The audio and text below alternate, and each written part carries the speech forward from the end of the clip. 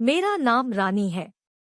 मैं बहुत ही lower middle class परिवार की लड़की हूँ। मेरा परिवार बड़ी मुसीबतों से अपना गुजारा चला रहा है। मेरे घर में अब एक परेशानी है। मेरी शादी की कितने ही रिश्ते अब तक मेरे घरवाले देख चुके हैं, लेकिन किसी को मैं पसंद नहीं आई। दिखने में इतनी अच्छी नहीं हूँ, ना संस्कार और स्वभाव सब बाद में आते हैं, पहले रंग आता है। इसलिए अभी तक मेरी शादी नहीं हो पाई। फिर एक दिन पिताजी को सामने से एक रिश्ता आया। लड़का दिलीप था और जैसे कि उन्होंने बताया था, लड़का कहीं प्राइवेट जॉब करता है, 15,000 लेकर आता है। पिताजी और माँ ने ज्यादा पड़ताल नहीं की और मेरी शादी पक्की हो गई। शादी के लिए मेरे भी कई अरमान थे। मैं चाहती थी कि पिताजी की चिंताएं थोड़ी कम हो जाएं, इसलिए मैंने भी हाँ कर दी। पिताजी ने पेट काटकर मेरी शादी के लिए कुछ गहने बनवाए थे। ज्यादा तो कुछ हम दे नहीं पाए और उनकी तरफ से कोई डिमांड नहीं थी। पिताजी को लगा कि बच्ची की किस्मत अच्छी है, जो उसे इतना अच्छा घर मिला है। शादी हो गई और मैं विदा हो गई। सुहागरात को मैं अपने बिस्तर पर बैठी उनका इंतजार कर रही थी। मेरे मन में कई तरह के ख्याल थे।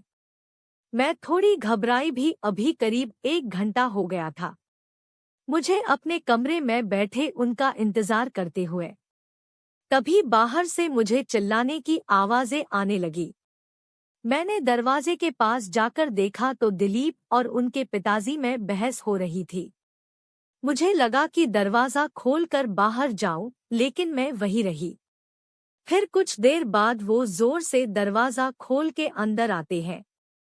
उनके आते ही कमरे में बहुत दुर्गंध फैल गई। वो बुरी तरह नशे में थे, फर्श पर गिर पड़े। शायद पिताजी उन्हें यह चिल्ला रहे थे कि वो आज शराब पी कर आए हैं। मेरी तो कुछ समझ में नहीं आया। क्या करूं? रात भर वो वही फर्श पर सोते रहे। सुबह जल्दी उठकर मैं किचन में गई। सास ससुर दोनों मुझसे नजरें नहीं मिला पा रहे थे। मैं उनके लिए चाय बनाकर लेकर गई। वो कमरे में थे। जैसे ही मैंने चाय दी, वैसे ही उन्होंने चाय का कप फेंक दिया और बोला, दोबारा हिम्मत मत करना मेरे पास आने की। तू मेरी बीवी नहीं, इनकी बहू है बस। जाकर उनकी सेवा कर। सांस को कप गिरने की आवाज आ गई थी। मैं किचन में गई, तब मेरी सास मुझसे बोलती है, पत्नी के आने से पति की जिंदगी में बहुत बदलाव होता है।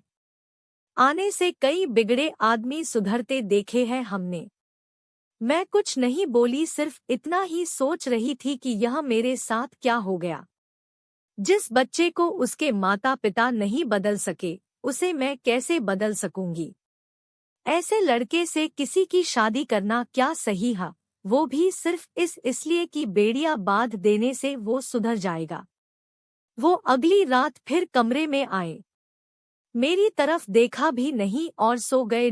सुबह जब मैं उठी तब मेरे कमरे का कबाट खुला था, उसमें रखे मेरे गहने गायब थे। मैंने जाकर यह बात अपनी सास को बताई। वो ज्यादा कुछ बोली नहीं, सिर्फ यह ही बोली कि अपनी चीजें तुम संभाल कर नहीं सकती क्या? दिलीप जी भी घर नहीं थे। मैं समझ गई कि वो ही शायद मेरे गहने भी लेकर गए हैं। उस दिन पूरा दिन और पूरी रात वो घर ही नहीं आए। जी तो मेरा करा कि पिताजी को एक बार फोन करके जरूर पूछ लूं कि आपने किस लड़के के साथ मेरी शादी करवा दी है। लेकिन फिर मुझे लगा कि अब बोलने से क्या फायदा। वो 3 दिन बाद घर पर आए। आते ही उनके और उनके पिताजी के बीच बहुत कहासुनी हुई।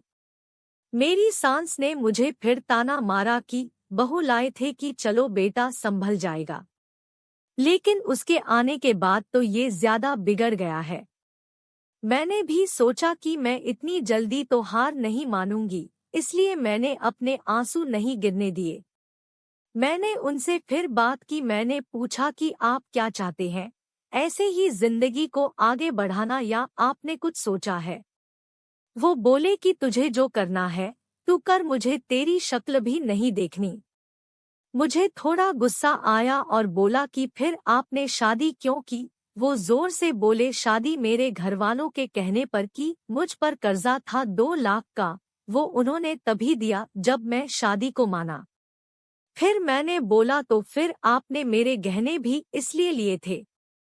बस मेरे इतने बोलने पर उन्होंने मुझे जोर से चांटा मार दिया।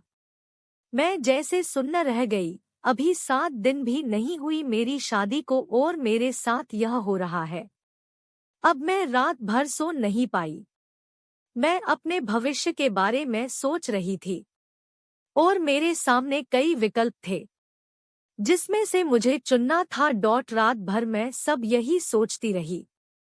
फिर सुबह हुई और मैंने अपना सामान पैक कर लिया। मेरी सास मुझसे पूछने आती है, यह क्या कर रही हो? मैंने बोला, मैं अपने घर जा रही हूँ।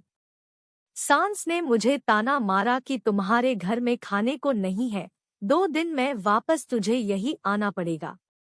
मैंने बोला, मैं जैसी भी हूँ मेहनत करके खा सकती हूँ, तुम्हारे बेटे की तरह चोर और शराबी नहीं हूँ। मेरी सास मेरा मुँह देखती रह गई। पता नहीं मुझ में इतनी हिम्मत कहाँ से आ गई। मुझे पता था कि यह मेरे और मेरे परिवार के लिए बहुत संघर्षपूर्ण हो सकता है, लेकिन उस समय मुझे यही ठीक लगा। उम्र भर ऐसे किसी के साथ कैसे रह सकती हूँ जो चोरी करे, शराब पीकर मुझे मारे। मैं उस घर से चली गई। आगे क्या होगा देखा जाएगा। दोस्तों, जीवन में हमेशा एक बात याद रखना, कभी भी कोई भी काम करने से पहले उसके बारे में 1000 बार सोचना चाहिए। आज अगर उसके पिताजी ने यहाँ सोचा होता तो उसे कोई परेशानी नहीं होती।